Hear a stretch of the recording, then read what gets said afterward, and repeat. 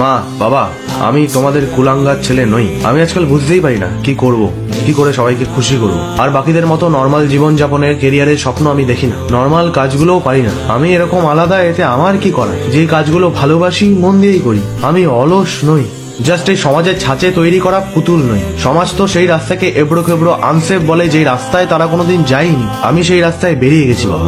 একদিন আমি সব বদলে দেবো। সেই বেটার ফিউচারে আমি শুধু নিজেকে কল্পনা করি না, তোমাদেরও করি। তোমাদের কিছু বুঝিয়ে বলতে গেলে তোমরা সবার প্রথমে আমার ওপরেই চড়াও হও। পাড়ার ইভেন পৃথিবীর প্রত্যেকে ঠিক, শুধু আমি ভুল তোমাদের কাছে। একা লাগে আজকাল, তবে একা থাকতে শিখে গেছি। আর বুঝেও গেছি অন্ধকার রাস্তায় কেউ আলো নিয়ে সাথে যায় না। যে রাস্তাতে ল্যাম্পপোস্ট আছে সেই রাস্তাতেই সবাই টুনি লাগায়। অবশ্য তোমরা তোমাদের মতো আমার ভালোই চাও, সেটাও আমি জানি। কিন্তু সময় সমাজ দুটোই পাল্টেছে। চারিদিকে সার্কাস চলছে বাবা। যোগ্যরা ভালো জায়গায় কোথায়?